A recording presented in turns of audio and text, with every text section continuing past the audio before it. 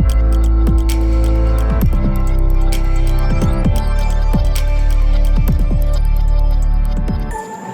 à tous. Essayez de prendre mon temps déjà pour commencer. Alors, merci d'avoir répondu présent si nombreux et si nombreuses à l'invitation de ce nouveau format de rencontre, les rencontres épicées que nous avons initié à la librairie 47 degrés Nord en partenariat et sous l'impulsion de l'association Épices, menée, vous le savez sans doute, par Isabelle Eberlin, et qui permettra régulièrement d'offrir des échanges entre personnalités du monde de la cuisine et de la gastronomie. Je remercie la Fonderie de nous accueillir pour ce premier rendez-vous et ce premier dialogue donc, entre Isabelle Eberlin, fondatrice donc, de l'association Épices en 2009, et M. Carlo Petrini, qui nous fait l'honneur de sa présence, président fondateur de Slow Food en 1986, de l'Université des sciences gastronomiques en 2004, et qui est un militant actif pour un système alimentaire durable.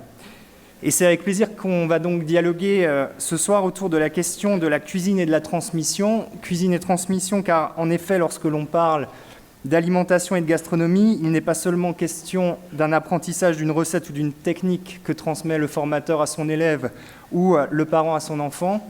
C'est aussi la fabrication d'une mémoire collective pour fabriquer du lien en cuisine et transmettre en héritage certaines valeurs communes. La cuisine, avec l'ensemble des pratiques, des opinions et des représentations qui s'y attachent, agit comme une caisse de résonance dans laquelle de nombreuses interrogations sur notre société contemporaine trouvent un écho particulier: santé, écologie, bien-être, identité, culture, etc. Alors avant d'entrer dans le vif du sujet, un mot quand même, Isabelle Eberlin, puisqu'on va évoquer la question de la transmission. L'association Épices est née d'une rencontre avec Carlo Petrini à Rome en 2008, qui, je crois, a éveillé en vous, ou en tout cas a densifié en vous, le sens de l'engagement et surtout le sens de l'engagement par la cuisine et l'idée que celle-ci peut permettre d'agir concrètement à échelle humaine sur l'évolution du monde et d'une société. Est-ce que cette rencontre a été fondamentale dans votre parcours ? Alors, je crois que Carlo ne le sait même pas. Mais effectivement, je l'ai rencontré en 2008 lors d'une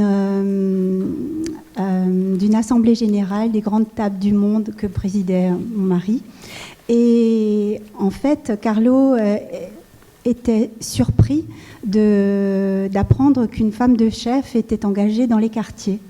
Et c'est cette surprise qu'il m'a renvoyée qui m'a fait penser que, en fait, j'avais en germe des projets pour les mamans des quartiers et, comme je suis enseignante, pour les mamans des écoles, parce que je pensais que l'implication des mamans dans l'école était très importante et favorisait la réussite scolaire des enfants. Et en fait, en me renvoyant ça, j'avais complètement séparé ma vie privée et ma vie professionnelle.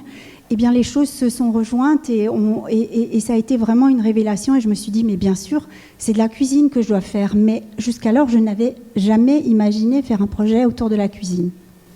Carlo, vous étiez au courant de cela ? Non.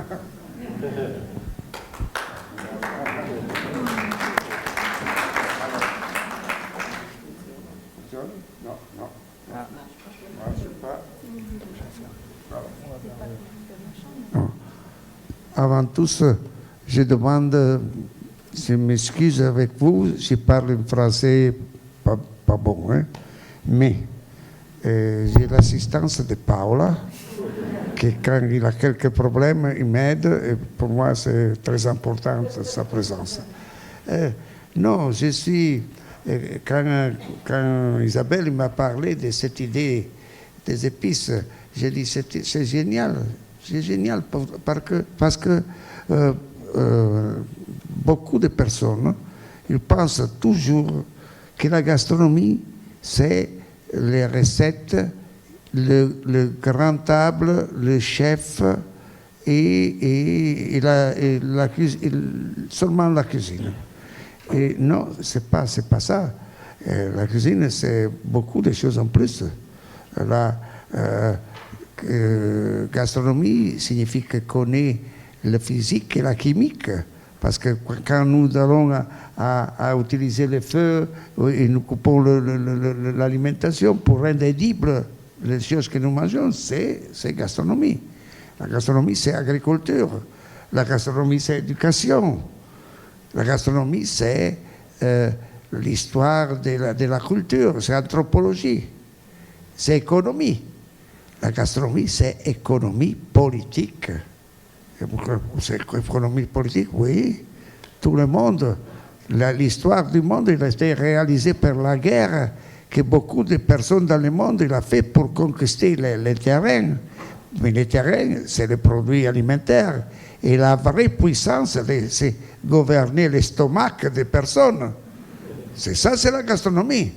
Alors, quand Isabelle m'a parlé de son projet, de colléguer l'éducation à la cuisine et d'utiliser la cuisine comme une méthode de dialogue, j'ai dit c'est génial, bravissima, bravissima.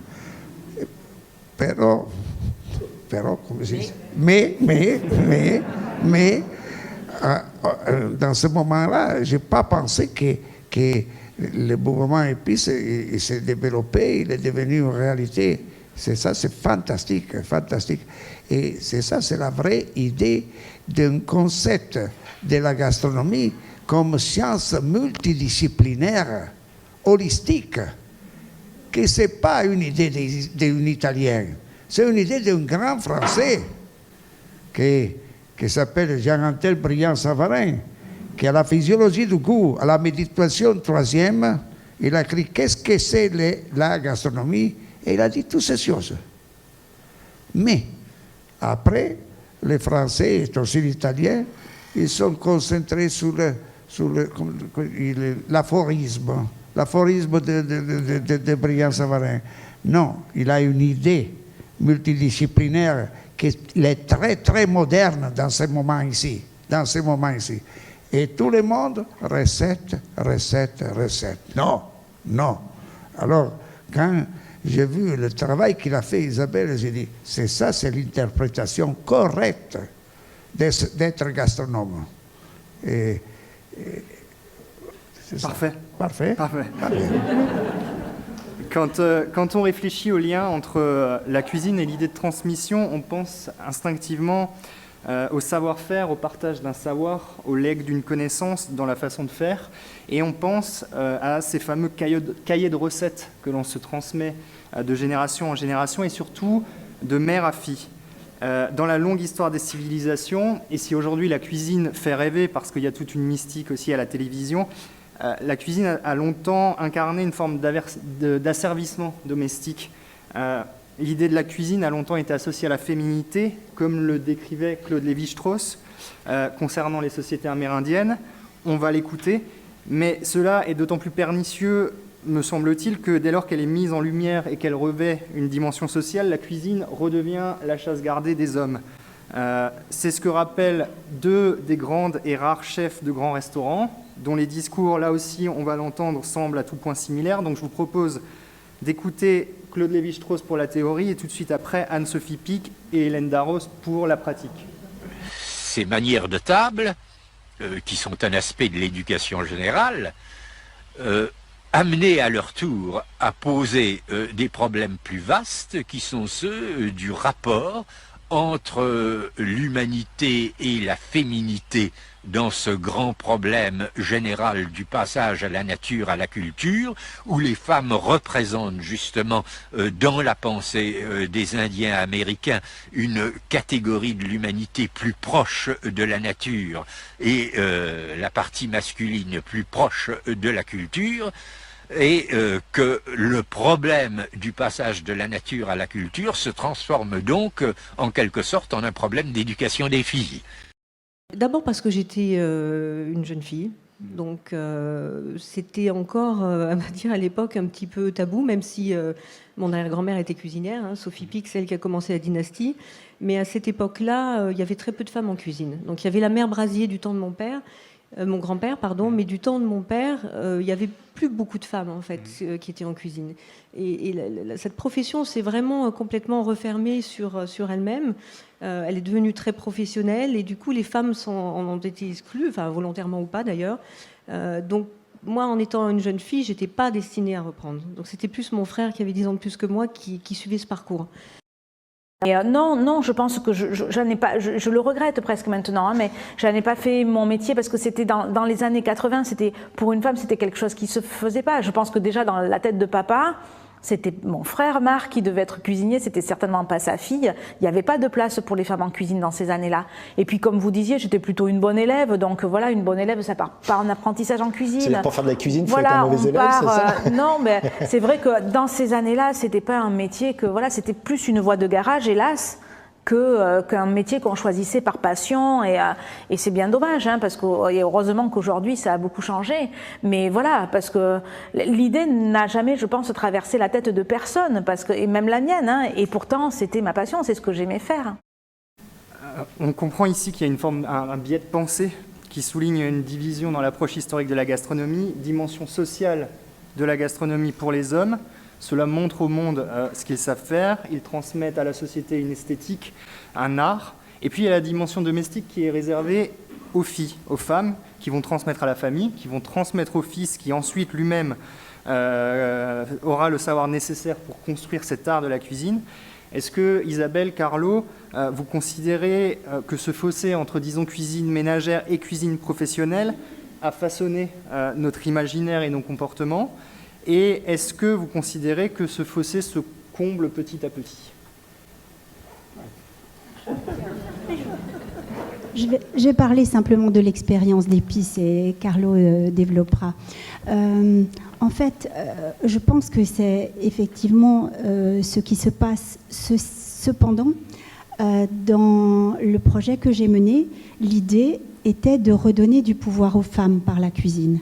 Dans les quartiers, la cuisine était un moyen de reconquérir un territoire et de la liberté. C'est-à-dire que je reconnaissais, l'école reconnaissait les compétences de ces femmes, qui étaient vraiment des belles compétences, et par le fait de faire la cuisine, de sortir, de venir cuisiner chez Épices, de réaliser des prestations culinaires, eh bien, ces femmes pouvaient sortir de chez elles et finalement gagner quelque chose, une liberté qu'elles n'avaient pas auparavant.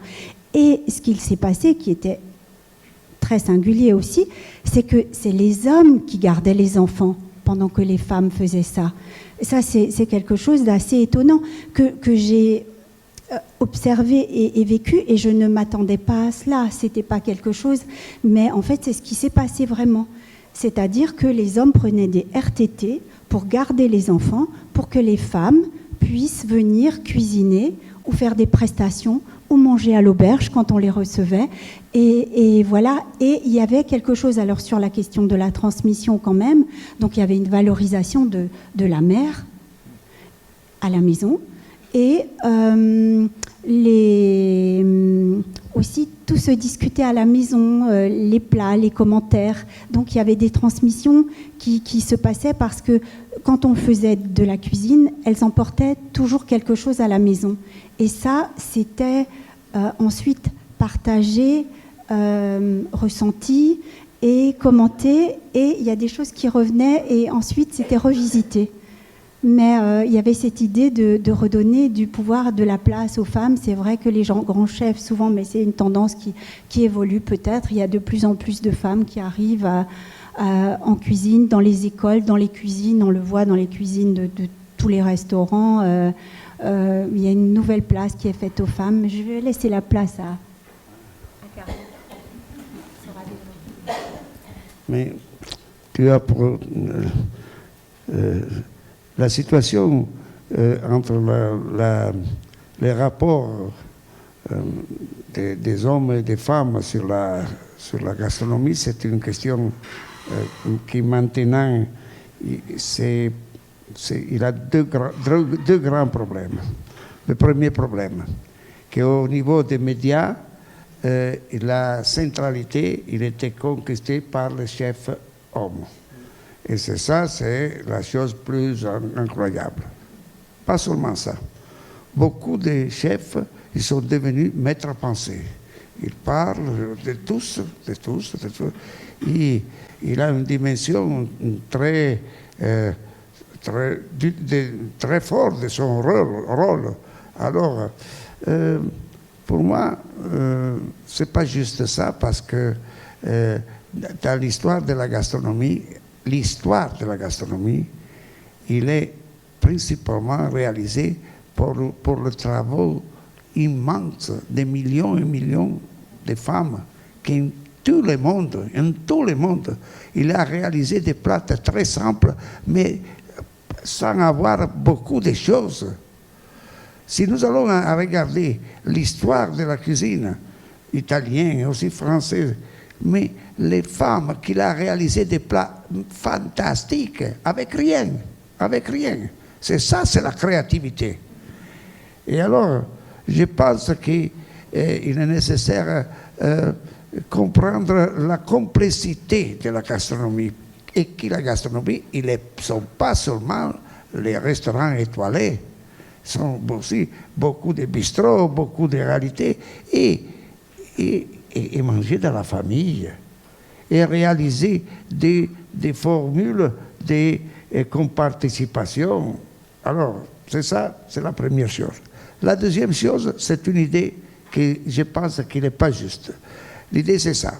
Cuisine féminine, cuisine traditionnelle de la mère, et cuisine des hommes, cuisine créative. Non. C'est ça, c'est une erreur. Parce que il ne va pas penser la créativité qu'il a beaucoup de femmes dans le monde à réaliser des plats incomparables avec rien. C'est ça, c'est la créativité. Alors, on pense que nous devons tranquilliser l'idée de la gastronomie seulement masculine et étoilée. Tranquille. Alors, on parle de ça, et une de mes plus grands amis, il est ici, il est très étoilé. Non, mais attention. Quand on va pour le monde et entre dans un restaurant, Carlo vient regarder la cuisine. Je vais dans la cuisine et après 2 minutes, je comprends la réalité. Quand il a un chef dictatorial, non? Tous les garçons ne parlent pas. Et dans beaucoup de cuisines, de grands restaurants, la dimension c'est schizophrénique, névrotica. Et vous ne connaissez pas la consommation de coca entre cette cuisine. Alors, je pense que c'est ça, c'est pas bon. C'est pas bon. C'est une chose mauvaise. Que nous devons penser que le futur de la gastronomie, c'est condivision, comparticipation, comprendre les personnes qui travaillent avec toi et respecter ça. Alors, hier soir, je suis allé chez Berlin et quand je suis entré dans la cuisine, je comprenais son méthode et sa ouverture. Pour une chose particulièrement, il a 10 Italiens dans son équipe. Et le courage de prendre 10 Italiens à travailler, non? Et c'est très courageuse. Mais dans le même temps, les cuisiniers, on parle, il a une dimension réelle. Aucun qui travaille, ils viennent de l'association Épices. C'est ça, c'est l'idée d'une gastronomie de comparticipation. Pas seulement la névrose d'être bien considéré. C'est ça, c'est pas juste. Alors, j'ai dit une chose à mon ami Marc et à Isabelle, mais c'est des choses que j'ai vues que dans sa vie il a appliquées. La chose plus belle, c'est être aimé par ton collaborateur. C'est ça, c'est la chose plus belle. Tous les autres, ils arrivent.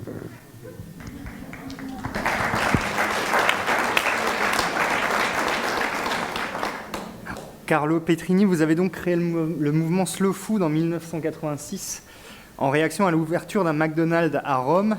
Et ce mouvement Slow Food, vous le définissez comme tel dans ce livre. C'est le manifeste du Slow Food qui a été publié en France en 2005 chez Yves Michel. Et vous écrivez « Slow Food est aussi le nom d'un mouvement qui regroupe aujourd'hui plusieurs dizaines de milliers de personnes en Italie et dans le monde entier. C'est également et surtout un concept, ou mieux encore, un ensemble de concepts. À l'origine, la conviction que l'alimentation est une partie essentielle de la vie et que la qualité de la vie est inévitablement liée au plaisir de manger de manière saine, agréable et variée. C'est tout le contraire de ce que propose le fast-food avec ses aliments conçus pour être consommés à toute vitesse, distraitement et dont les seules vertus sont l'identification immédiate, produit de l'uniformisation et leur bas prix, fruit de la standardisation et de l'absence de qualité. À l'inverse, Slow Food entend donner sa juste importance à l'acte nutritif en enseignant comment profiter de la diversité des recettes et des saveurs, à reconnaître la variété des lieux de production et les artisans, à respecter le rythme des saisons et de la convivialité. Vous parlez ici, Carlo, des lieux de production, d'une diversité des produits, du travail des artisans, en somme, d'une culture et d'une approche culturelle de la gastronomie. Et bien entendu, en France comme en Italie, la gastronomie est un marqueur culturel très fort d'une histoire, d'une identité et d'un héritage à transmettre.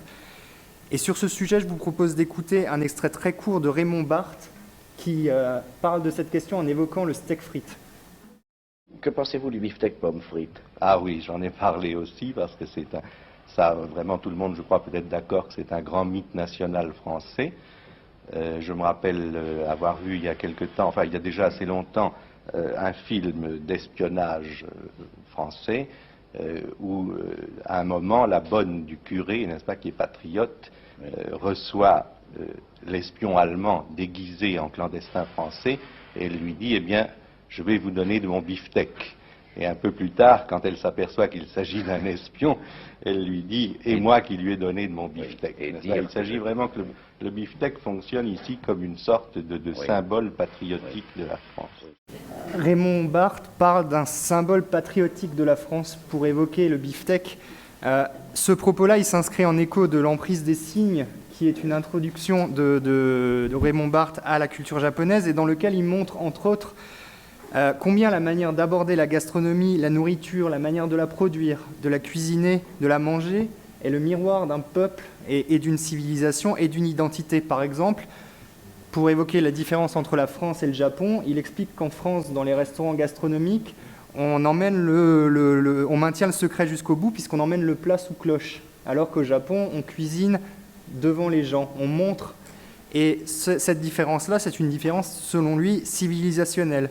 Est-ce que, à l'instar de ce que dit Raymond Barthes, vous considérez que la cuisine est un symbole patriotique d'un pays? Est-ce que vous considérez que la cuisine est l'un des marqueurs un des miroirs les plus vrais d'un peuple, d'une identité, d'une histoire? C'est une question très intéressante. Il est vrai. C'est vrai qu'au niveau de identité, de notre identité, la cuisine, c'est très fort. Chacun de nous autres, il a obtenu sa sensibilité gustative pour mérite d'une grand-mère. Pas de la mère, d'une grand-mère.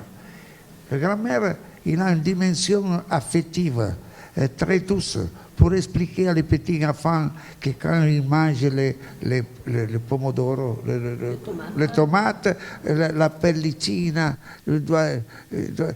et avec calme, patience et amour, ils transmettent cette sensibilité. De cette manière, la cuisine de ta famille, de ta communauté, ils deviennent une identité très forte, très forte. Mais attention, rien comme la cuisine, il dépend de le métissage. Il n'est pas une idée rigide. C'est toujours un métissage qu'il n'a pas dans la langue, un petit peu dans la langue. Mais par exemple, vous Français, votre langue, vous défendez votre langue. Nous, Italiens, sur le métissage, on parle beaucoup des Anglais, non. la cuisine, invece, Au au contraire, la cuisine, au contraire, est métissage. Alors, j'ai vu beaucoup dans le monde et les journalistes qui ont une fantaisie incroyable. Tu es journaliste? Ah, bon. Bon.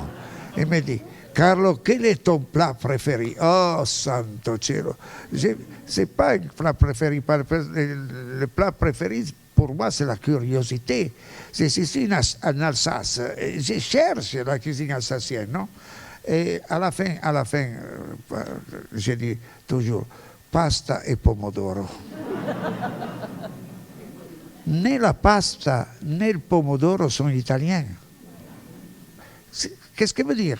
Que pour devenir un plat identificatif d'une plat, il a été nécessaire le métissage. Et le métissage, c'est la grande force de notre réalité. Il y a beaucoup de situations comme ça, hein? Beaucoup de situations comme ça. Un pays, dans tout, par exemple, dans toute l'Italie, il a le stoccafisso, qui c'est la morue. Non, il n'est pas italien, mais il est entré dans la cuisine italienne de manière très forte. C'est ça. Et c'est le bel de la gastronomie. Le bel de la gastronomie, c'est le métissage. Et dans ce moment, que dans tout le monde, aussi en Europe, il devient toujours plus fort l'idée d'un nationalisme très, très orgueilleux, qu'il ne parle pas. On ne comprend pas que la richesse, c'est l'opportunité d'avoir des idées différentes. Et alors, la chose plus importante pour moi, il reste préserver la biodiversité. La diversité, qui n'est pas seulement une diversité des produits agricoles, des races animaux, non, c'est aussi la diversité culturelle. Et c'est ça, c'est la vraie force que nous devons renforcer. Et la gastronomie, c'est ça. C'est l'ouverture mentale de comprendre. Et toute l'histoire de la gastronomie, c'est comme ça. Pour nous Italiens, les grandes périodes historiques de l'arrivée de l'épice en Italie, il a changé complètement la culture et la cuisine italienne. Et nous allons en parler de la cuisine, des produits qui sont arrivés dans l'Amérique. C'est ça, c'est la beauté de la gastronomie. Alors, je pense que la contradiction d'être une chose très identificatario, ecco, et dans le même temps très vert, c'est la chose plus intéressante de la gastronomie. Isabelle, pour rester un peu sur cette même question, avant d'évoquer l'Amérique justement, en plus de l'association Épices et de votre travail d'enseignante, on sait que, je ne veux pas trahir un secret, vous êtes partie prenante d'un grand restaurant français dont votre époux est le chef cuisinier.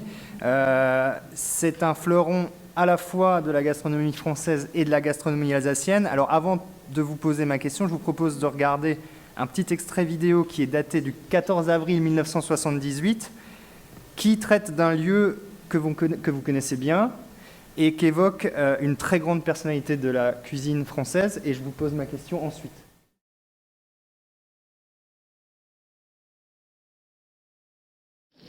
On parle de la survivance de tout un art de vivre, de la sauvegarde des cuisines régionales. Est-ce qu'il y a, quand on est à la tête d'un tel établissement, ou quand on y travaille, presque un sens de la responsabilité commune face à la transmission d'un héritage culturel, d'un patrimoine gastronomique et culturel, d'un certain art de vivre? Est-ce qu'il y a une conscience derrière l'entreprise personnelle, familiale? Est-ce qu'il y a une conscience de l'idée d'être à la tête d'une institution qui pérennise une histoire collective, qui vise à la préserver et à la transmettre? Déjà, c'est très touchant pour moi de découvrir ces photos. Alors, je ne sais pas si je suis la mieux placée pour parler de ça, mais peut-être Marc en parlerait mieux. Moi, je suis, je dirais, une pièce rapportée. J'ai néanmoins été, imprégnée d'une certaine culture, d'une certaine, je sais pas, idée qui est véhiculée par la famille, de la manière d'accueillir, de faire la cuisine, vous voyez, et je trouve que c'est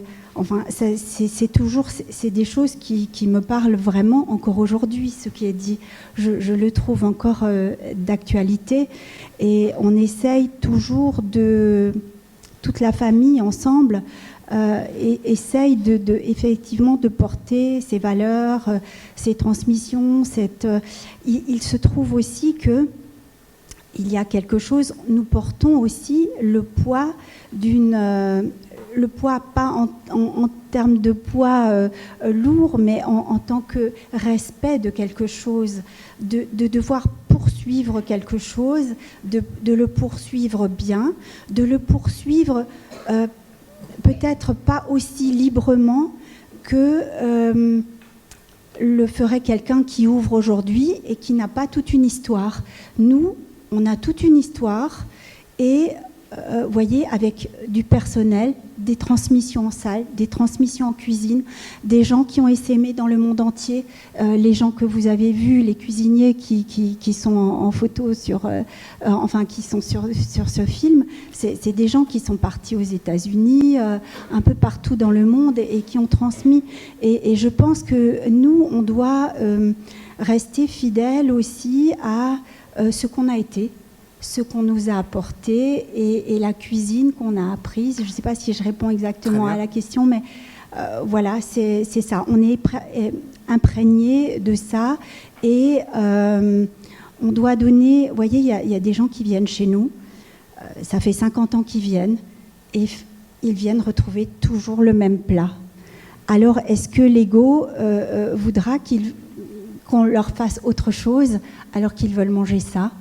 Néanmoins, la cuisine a évolué, il y a moins de beurre, il y a moins de... Enfin, elle s'est allégée, elle s'est transformée, mais elle suit un chemin comme l'île suit son cours. Voilà, elle évolue, imprégnée de toutes ces personnes qui nous arrivent, les Italiens que tu as vus hier soir en cuisine, de toutes ces personnes. Donc il y a une somme de tous ces apports, finalement, de ces rencontres, puisque Carlo parle de liberté, de métissage, voilà, et qui se retrouve ici et qui est encore transformé. Moi, je voudrais dire, pour revenir sur la question précédente qui est posée à Carlo, ce qui me préoccupe beaucoup, moi, dans mon travail, c'est que est-ce que le métissage est possible? Est-ce que la rencontre est possible? Est-ce que quand on ne connaît plus rien, quand on ne connaît plus les produits, quand on ne sait pas comment les travailler, quand on ne sait pas d'où ils viennent, quand on ne connaît pas leur goût, et nous sommes confrontés dans l'école à ça aussi, c'est-à-dire que si on va au marché, beaucoup d'enfants ne connaissent pas les produits, et s'ils ne connaissent pas les produits, ils sont quelque part, tout leur développement est amoindri par le fait qu'ils ne connaissent pas la richesse de toutes les saveurs, de toutes les couleurs, de toutes les odeurs qui font, et le métissage, il n'est possible que quand on... Voilà, toute cette possibilité de découvrir des produits est possible. Et je pense qu'il y a un énorme travail à faire aussi sur voilà, cette connaissance des produits et le fait de les travailler, que ce soit les hommes, les femmes, enfin les transmissions. En tout cas, il y a péril quand même pour certaines choses à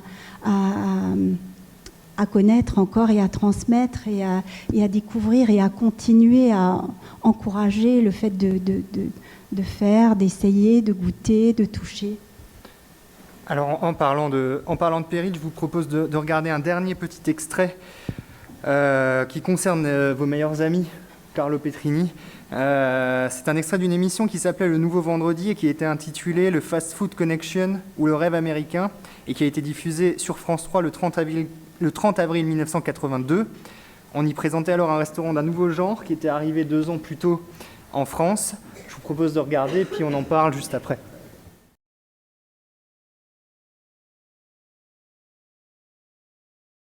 Le monsieur qu'on vient de voir s'appelle Raymond Dayan, très élégant. C'est lui qui a convaincu McDonald's de s'internationaliser et de venir conquérir le marché français de l'alimentation.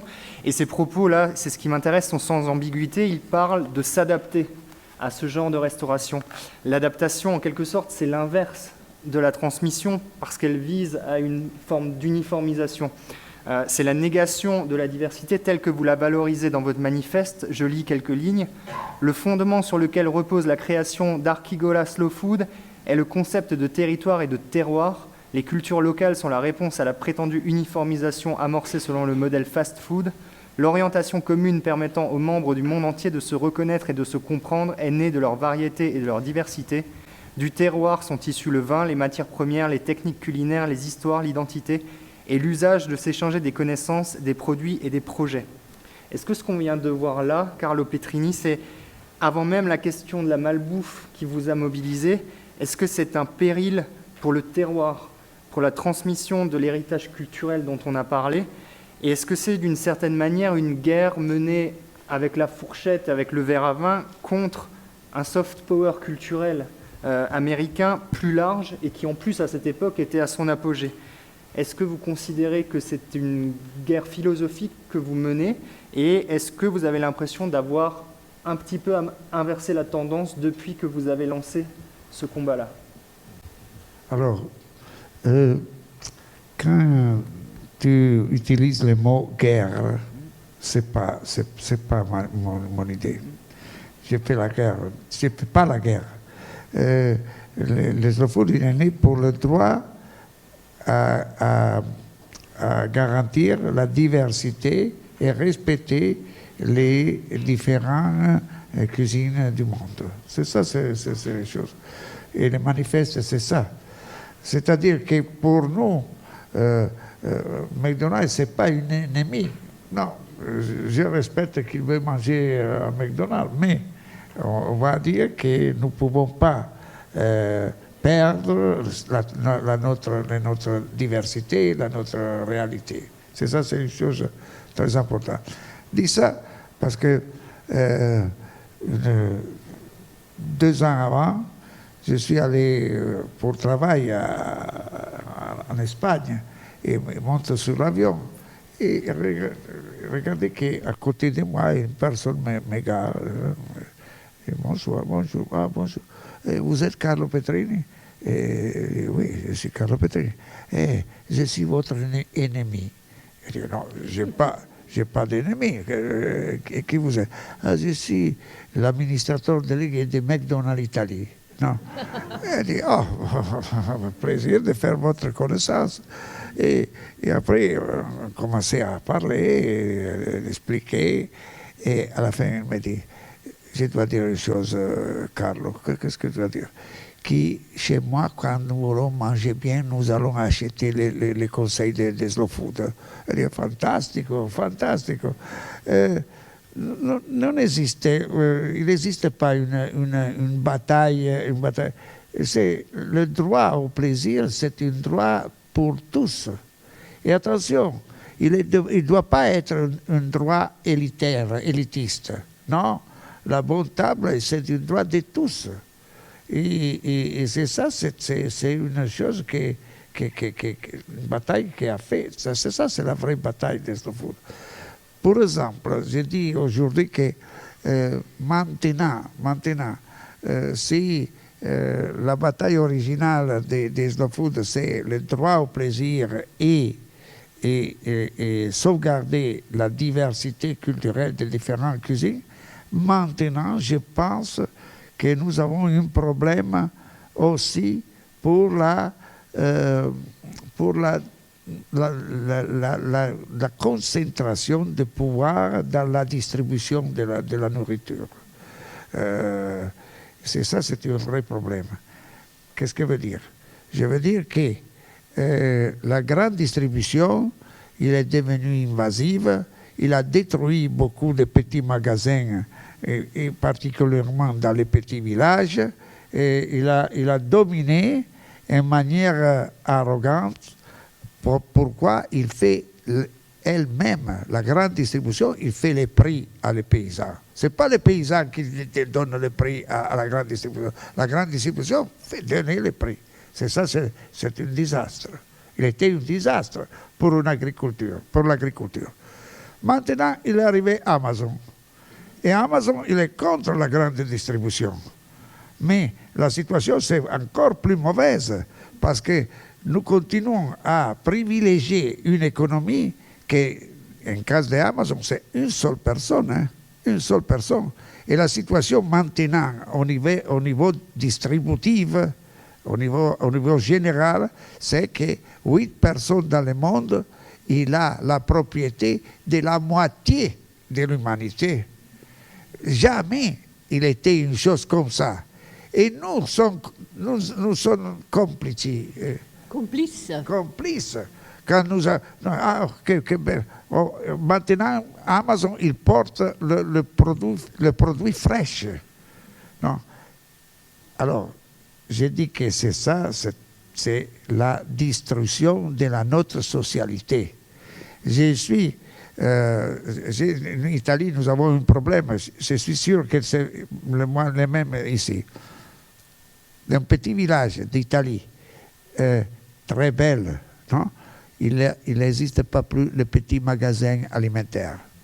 Terminé. Il n'existe pas plus l'osteria, on dit en italien osteria, où les anciens ils vont à jouer à les cartes. Hein?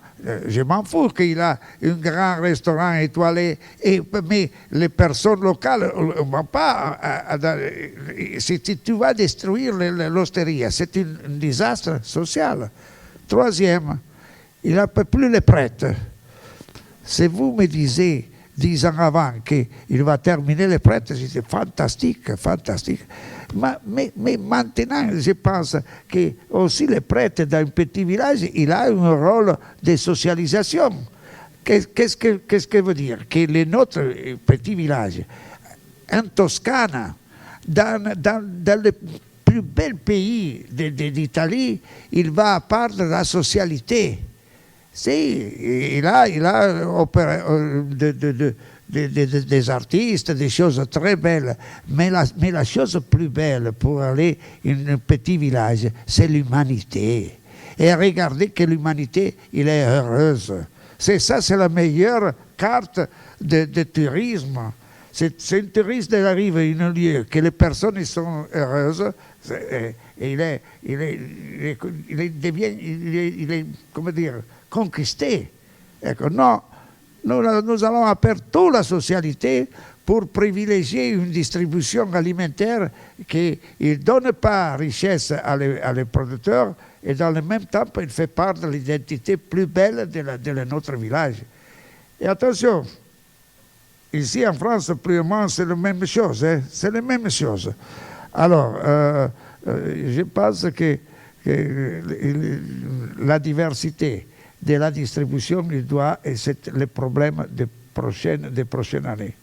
Et nous devons réaliser une nouvelle idée de relation entre les producteurs et les citoyens. Je n'aime pas dénominer consommateur. Consommateur, c'est un mot qui ne va pas bien parce que c'est un mot de consommation, une maladie. Non, consommateurs. Et je pense qu'ils sont citoyens. Et je préfère dire qu'en futur, on doit être coproducteur. Qu'est-ce que signifie être coproducteur?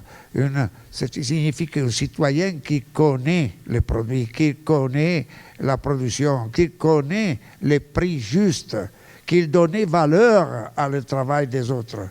C'est ça, c'est la nouvelle idée. Alors c'est important d'implémenter les marchés du paysan, où les jeunes paysans, ils vont vendre directement aux citoyens. Nous devons renforcer ça. La nouvelle économie, doit être une économie des relations et des biens communs.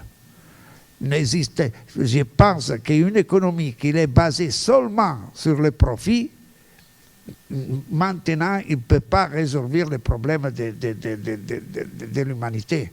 Nous avons un problème très grave, que c'est un moment, une période historique qui va commencer, la transition écologique. Nous ne pouvons pas réaliser la transition écologique s'il n'y a pas de nouvelles relations entre les producteurs et les citoyens, et qu'il n'existe pas seulement une idée compétitive, la compétition, toujours la compétition. Il est arrivé le moment de la coopération, de travailler ensemble pour changer cette chose. Alors, je pense que le travail que nous devons faire dans les prochaines années, c'est de renforcer ça, la communauté, les valeurs de la communauté. Et c'est pour ça que en train de faire cette ragionamenti. Cette discussion. Cette discussion, j'ai eu la fortune de connaître le pape argentin, non? Et c'est ça, c'est le dialogue que nous avons fait. Et beaucoup de fois, entre ces dialogues, nous avons parlé de nourriture. Et je pense que la nourriture, comme a réalisé Isabelle, c'est un instrument très important pour les relations. Pour la relation, c'est fondamental. Nous sortirons d'une situation complexe comme celle que nous allons vivre pour les prochaines années, seulement si nous avons implémenté les valeurs relationnelles. Alors justement, Isabelle, on a évoqué une dimension... On a évoqué une dimension macroscopique, même géopolitique de la gastronomie. On parle même parfois de gastrodiplomatie.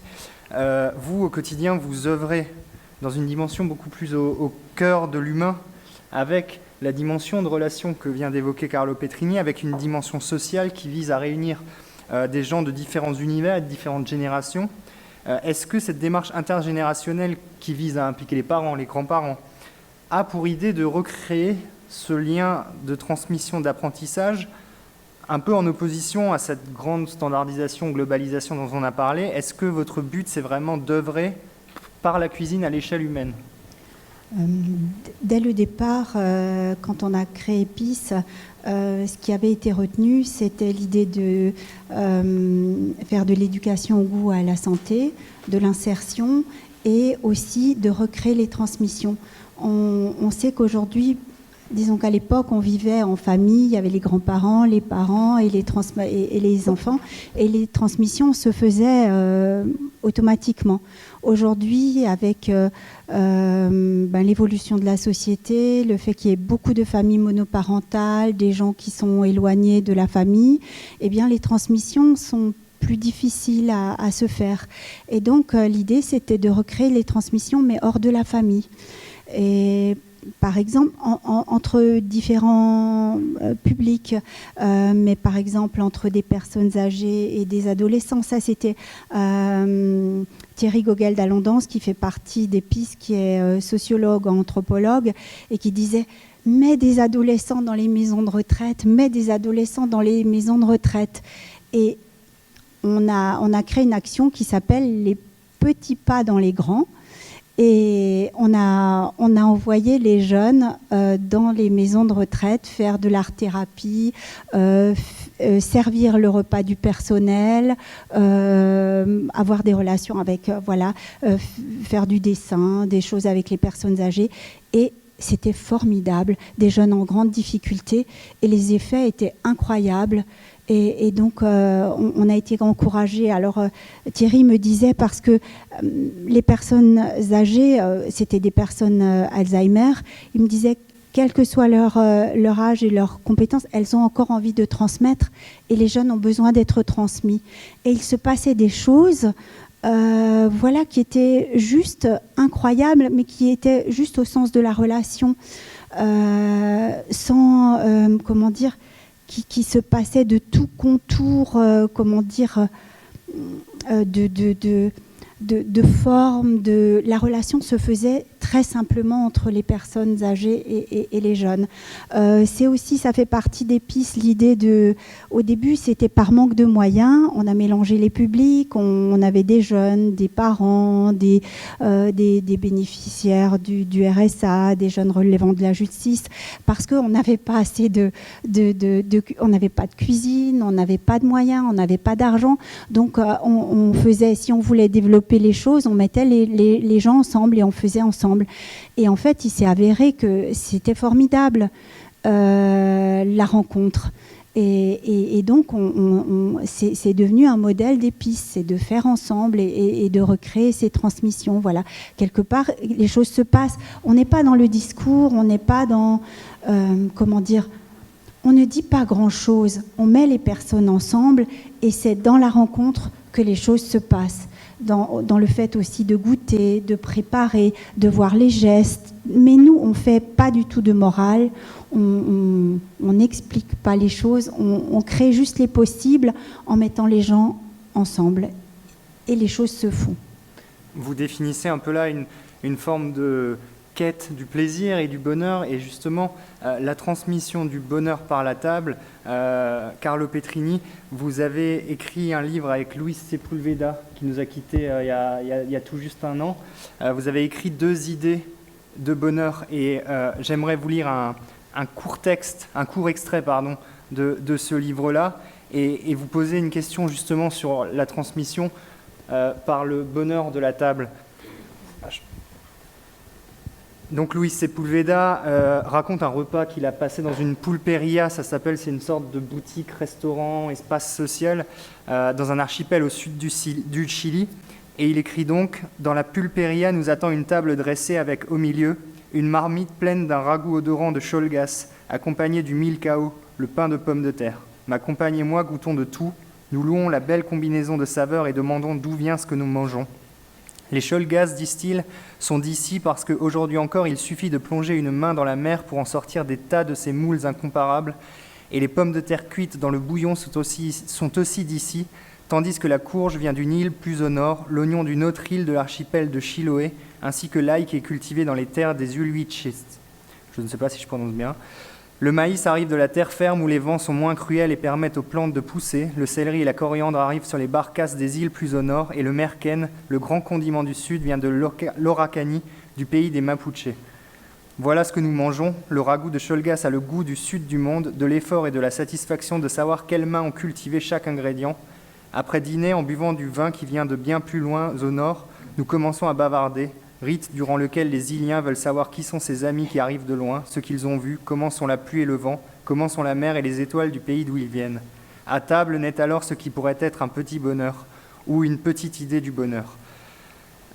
Carlo Petrini, ces propos s'inscrivent dans la philosophie développée par l'un de vos maîtres dont vous avez parlé, donc Brillat Savarin, qui lui-même, dans la physiologie du goût, disait que la gastronomie fait les hommes puissants, mais elle est également l'un des ciments de la société. Elle permet au sein d'une famille d'influencer sur le bonheur conjugal, de partager des savoir-faire, des goûts, une culture à l'échelle régionale et des codes nationaux.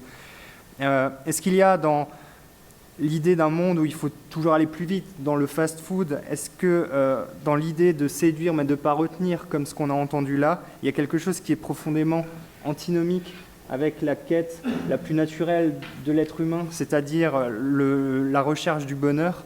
Et est-ce que vous pensez œuvrer aussi à faire de la cuisine une transmission et un partage de moments simples et de bonheur? Oui, je suis très, très sûr de ça, que nous avons besoin d'avoir un rapport avec la nourriture qui donne une manière de vivre plus harmonique. Aujourd'hui, l'alimentation il est devenu un très grand problème. Au niveau psychologique, il y a beaucoup de maladies, d'un mauvais rapport avec la nourriture. C'est pour ça que nous avons besoin d'avoir un rapport plus sereno, plus tranquille, pas forcé. Et la description de la situation de la pulperia de Sepúlveda, c'est fantastique, c'est fantastique. Et il a des autres exemples dans le livre où il continue à rapporter sa expérience de vie à travers la nourriture. C'est pour ça qu'il est né cette très grande amitié avec Sepúlveda, qui est un grand poète, absolument. Et je pense que nous devons continuer. Et la chose qui m'intéresse de l'expérience d'Isabelle, c'est ça. C'est une expérience de relation où la cuisine, c'est un instrument. C'est une chose qui aide à la relation. C'est ça, c'est fantastique.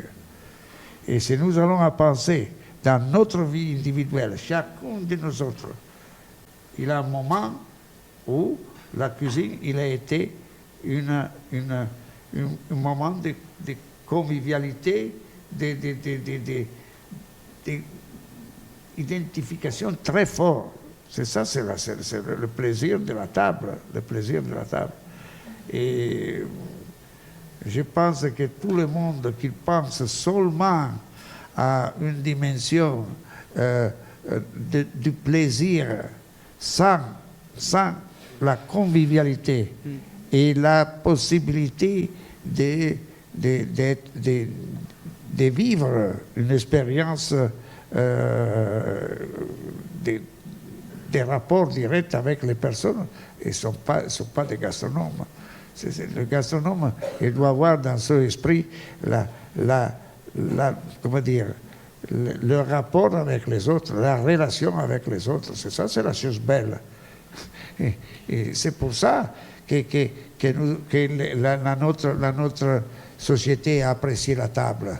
La table, c'est un moment de convivialité, un moment de condivision, de valeurs. C'est fantastique, ça. Et à réaliser, comme elle a fait Isabelle, c'est ça, avec les personnes meno fortunate. C'est ça, c'est très important, hein, beaucoup important. Alors je vous remercie déjà tous les deux, et puis oui. Dès qu'il y a une cuisine dans un lieu, il y a de la vie. Ici, on le voit bien, à l'université, on s'est installé, et il y a de la vie, un lieu où c'est un supplément de vie toujours quand il y a une cuisine. Quand on, par manque de moyens, on réduit certaines choses, et la cuisine en premier parce que ça a un coût, eh bien, on réduit bien plus de choses que la cuisine elle-même. Voilà. Alors, merci mille fois. Merci déjà. Carlo Petrigné, Isabelle Eberlin. Est-ce qu'il y a des questions dans le public à nos deux invités? Je vous en prie, n'hésitez pas. 0 question. François, merci beaucoup pour vos interventions, ce que vous avez dit. Alors, vous avez beaucoup parlé de la relation et des produits aussi. Vous avez dit comment peut-on travailler un produit quand on ne le connaît pas, quand on n'a pas goûté, quand on n'a pas été éduqué avec, si j'ai bien compris. Et donc, c'est ce que vous faites aussi. Et vous avez parlé de la transmission entre générations et le fait que cela pouvait rééduquer. Alors, ma question, c'est aussi, est-ce que vous réparez aussi par là le psychisme ou ces jeunes que vous mettez ensemble avec des personnes plus âgées qui peut-être leur transmettent des choses, mais qu'est-ce que eux ensuite, est-ce que vous voyez aussi un effet sur ces jeunes pour d'autres transmissions, mais peut-être vers leur père, dans leur quartier, par cette magie d'une meilleure connaissance ou une meilleure relation à ce qui manque les produits? Bon, je serai très modeste par rapport à l'analyse qui est faite et je voudrais associer ma collaboratrice qui, elle, fait tout le travail de la relation, qui est Stéphanie Weil. Elle aura peut-être quelque chose à ajouter aussi. Je dirais que ce que nous mesurons, ce que nous observons, c'est que toujours les jeunes que nous accueillons se comportent bien chez nous. chez nous, tout d'un coup, ils sont polis, ils ont des manières de savoir-vivre, de savoir-être. Ça les grandit, le fait, sans le discours. Nous, on n'est pas dans une analyse. Vous voyez, il y a une temporalité pour les jeunes qui viennent chez nous, qui est différente. Les choses prennent du temps. En fait, c'est une petite graine qu'on va semer. On ne sait jamais si elle va prendre et on ne sait jamais quand elle va prendre. Et on ne sait pas, mais on a quand même très souvent des retours positifs pour des jeunes. Après, est-ce qu'ils auraient été positifs aussi simplement parce qu'ils ont grandi, qu'ils étaient adolescents, qu'ils avaient des problèmes et que c'est juste... voilà, mais quand même, il y a quelque chose d'apaisant. Et toujours, quand nous accueillons des jeunes, les parents savent et signent. Et quelque part, nous conventionnons systématiquement avec les familles, ce qui fait qu'il y a un acte qui est posé et que cet acte, chacun est partie prenante de cette chose-là. Et que donc les résultats, tout le monde y est associé. Et voilà, retourne. Et je pense que... Voilà, on ne peut pas mesurer systématiquement, mais on a vraiment de beaux effets. On a sur le décrochage scolaire, on a vraiment des retours aux apprentissages. Les résultats, ils ne sont pas forcément où on les attend, peut-être, mais l'idée aussi, c'est que, en fait, qu'il y ait l'appétit d'apprendre qui revienne, qu'il y ait la confiance en soi qui soit reconstruite, peut-être, pour pouvoir de nouveau intégrer un projet, avancer, se projeter. Les jeunes, souvent, ne savent pas où ils vont. Et c'est Stéphanie qui fait ça. À chaque fois, on fait des évaluations, des auto-évaluations. Quand on le demande aux jeunes, qu'est-ce que tu as réussi aujourd'hui? Qu'est-ce que tu as fait aujourd'hui? Alors, les premières fois, il n'y a rien qui arrive. Ils ont l'impression, il n'y a rien, ils ne voient rien de bien chez eux. C'est juste Stéphanie. Voilà. Et après... ben voilà, on leur dit, mais tu as réussi à faire ça, tu as fait ça, tu as dressé la table, tu as épluché, tu as... Voilà. Et donc, petit à petit, et c'est une somme de petites choses dont ils sont hyper fiers après, parce qu'on ne leur a jamais dit qu'ils savaient réussir des choses. Et ça se construit comme ça. Et la cuisine, c'est la meilleure chose pour faire ça, parce qu'en plus, ils peuvent la goûter après. Et voilà, être... comment dire, rempli de cette chose-là. Et le cadre bienveillant est très important. Nous, toute l'équipe, nous attachons une grande importance au fait que les gens sourient. Parce que c'est très insécurisant de ne pas... voilà, dans l'équipe, vous verrez, si vous venez à Épices, on sourit aux jeunes et tout ça leur permet d'intégrer, de recevoir les choses, d'être plus... voilà. Je ne sais pas si j'ai... En tout cas, j'ai essayé de... Merci à vous. Ah, ben voilà. Elle est membre de Slow Food. Très important. Est-ce qu'il y a une autre question? Je vous en prie. Pas d'autres questions? J'ai juste une petite remarque. C'est la première fois que j'entends Madame Eberlin. J'ai beaucoup de plaisir, je ne la connaissais pas. J'ai trouvé, vous disiez tout à l'heure, pour parler de votre famille, vous disiez que vous étiez une pièce rapportée. Dans ma famille, on ne parle pas de pièce rapportée, on dit un accroche-cœur.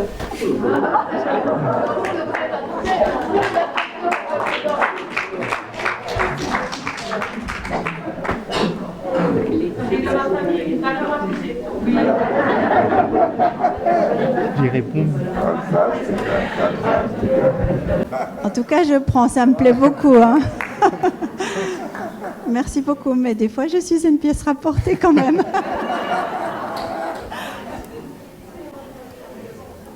Est-ce que quelqu'un d'autre a une question? Je vous en prie. Oui, bonsoir. On parle aujourd'hui les scientifiques nous alertent un peu sur les défis que nous devons relever. Et vous savez sans doute que l'alimentation est directement concernée, qu'on nous demande de changer nos comportements.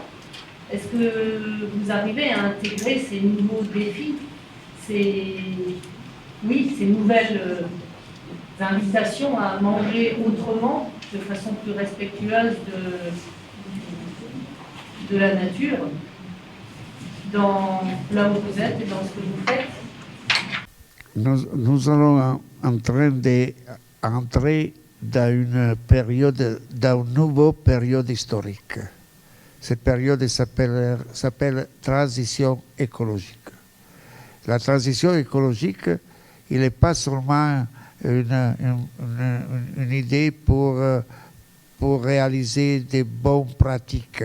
Non, c'est une idée beaucoup plus profonde. Et cette période historique, il durera beaucoup d'années, peut-être quelques siècles. Alors, qu'est-ce que veut dire?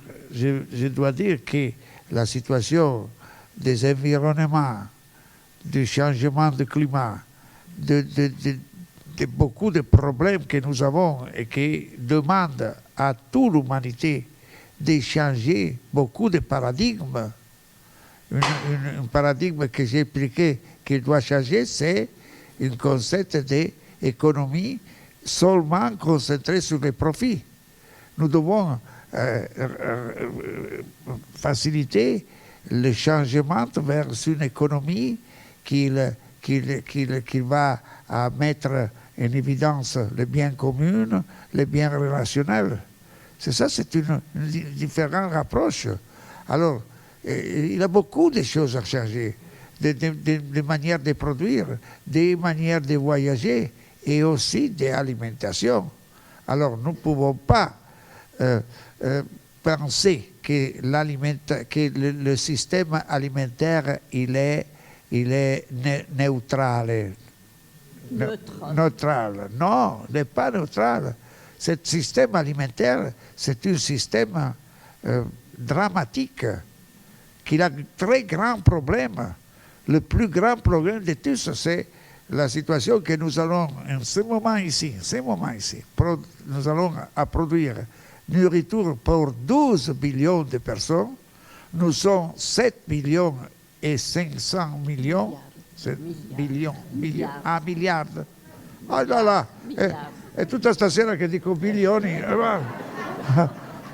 È più italiano. Ah, grazie Paola. Nous allons produire maintenant la nourriture pour 12 milliards de personnes et nous sommes 7 milliards et 500 millions, c'est-à-dire que les 34% de la production alimentaire, il va dans le gaspillage. C'est ça, c'est une chose de violence. Et ils ne sont pas seulement les millions de tonnes de produits alimentaires. Il est 40 millions d'hectares que nous allons utiliser pour produire une matière qui va dans le gaspillage. Combien d'eau que nous allons produire? Alors, si il a une vision ancienne de l'économie, la vision ancienne de l'économie, il a une idée centrale, que les ressources de la terre sont infinies. C'est ça, c'est pas vrai. Nous avons la certitude que les ressources de la terre, sa finité, sont limitées. C'est ça, c'est la situation dramatique. Deuxième chose, 800 millions de personnes qui n'ont pas la nourriture suffisante pour vivre. Et entre ces 800 millions de personnes, il y a 40 millions qui vont mourir chaque année pour la faim. Mais ce n'est pas possible dans le XXIe siècle. Et dans le même temps, il y a 1 milliard et 600 millions de personnes qui vont souffrir pour hypernutrition. C'est ça, c'est la folie. Alors, nous devons changer beaucoup de paradigmes et beaucoup de paradigmes aussi sur la manière que tous nous avons demandé de manger. Alors, nous devons initier un processus qui va changer, par exemple, dans l'agriculture, l'utilisation de la chimique en manière spropositée. Il n'est pas possible une chose comme ça. Par exemple, nous devons réduire le consommation de viande. La consommation de viande. En Italie, chaque personne par une année, ils consomment 95 kilos de viande. Les États-Unis, 125 chaque année. Alors, quand j'étais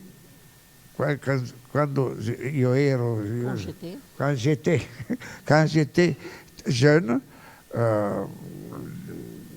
dans la deuxième moitié des années 50, hein, sont les plus vieux de la salle, hein, ok. Alors, les Italiens, il avait une consommation de 40 kilos pour personne. Et l'Institut national de la nourriture italien, il a dit que dans la deuxième période des années 50, c'est la période où les Italiens, il a mangé mieux que dans toute l'histoire, avant et depuis cette période. C'est-à-dire que c'est encore une économie beaucoup paysanne, c'est un pays de transition. Mais je suis cresciuto, je suis grandi, con 40 kilos, c'est suffisant. C'est pas... Mais alors, si nous allons comprendre ça, il a une réflexion que nous devons faire, pas seulement comme Italiens, comme Français, pour le monde entier. Mais attention, nous devons réaliser un procès de réduction par là et d'augmentation par l'autre. Pourquoi? Les Italiens, 95 kilos. Mais là, dans l'Afrique subsaharienne, le consum de viande, c'est 5 kilos par année. Tu ne peux pas dire à un Africain, mange bien viande, non. Alors, et là, nous qui devons réduire, mais aussi pour notre santé, c'est pas...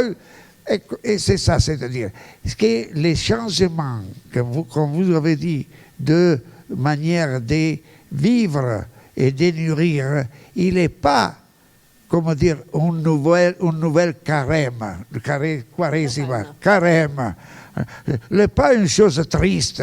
Nous devons faire les changements avec la joie. Parce que c'est une chose fantastique. Et pas penser qu'il va commencer une période de souffrance. Non, c'est pas comme ça. Alors, repenser à le consum alimentaire que nous avons, c'est une chose très intéressante et très joyeuse. C'est pour ça que je pense que connaître la nourriture, connaître la gastronomie, est peut-être un instrument qui aide les changements, Pas seulement une chose de mortification, non. On ne peut pas changer le monde avec la mortification et la tristesse. Si tu veux changer le monde, tu dois être joyeuse. Tu vas dire, changer le monde, je suis de souffrance, oh là là là là là, non. Questa è la forza della gastronomia. C'est ça la force de la gastronomie.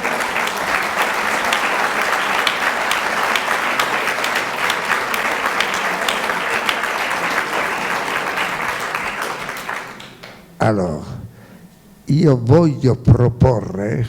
Je veux proposer... Non, ma capiscono. Un prix spécial pour tous vous, perché aver avuto la pazienza di sopportare un italiano un'ora e mezza, ma come i militari russi, 3 strisce di medaglie, bravissimi.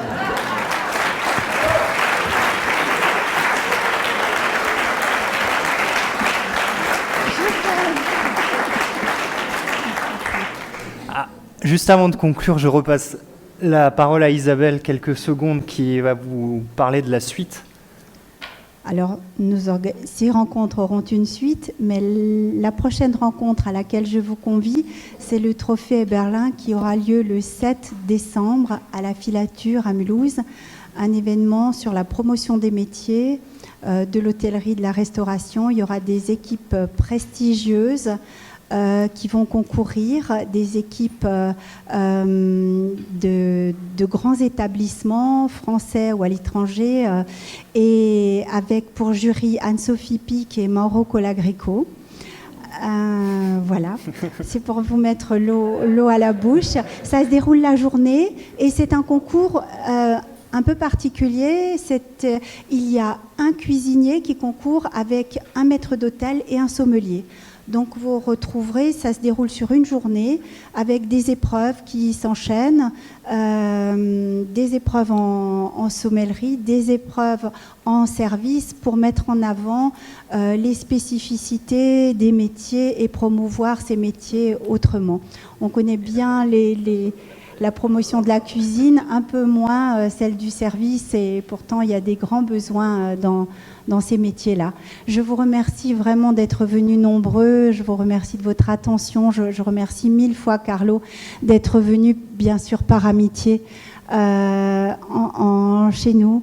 Et je vous invite, on ne pouvait pas vous accueillir, parler de cuisine, sans vous proposer voilà, une collation.